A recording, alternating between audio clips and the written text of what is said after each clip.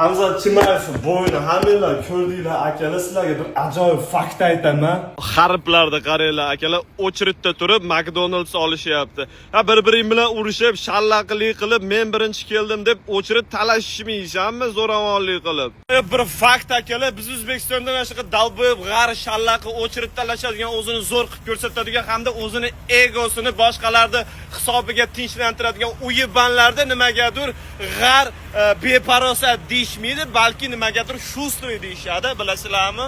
Yani akalar postoyanno meni bitta savol yana o'ylantiradi. U bitta menda emas, boshqa erkaklarda ham bo'lsa kerak bunaqa xayollar. Ya'ni biz erkaklar cho'milayib turgan paytda uyimizga o'g'ri tushadigan bo'lsa, biz chiqib ular bilan yalang'och urushamizmi yo birinchi o'g'riga shu vaqt berib, qochib ketishiga imkoniyat berib, birinchi o'zimiz kiyinib olib, keyin chiqamizmi urushgani? Nima deysizlar? Sizlarda ham shu xayol bo'ladimi?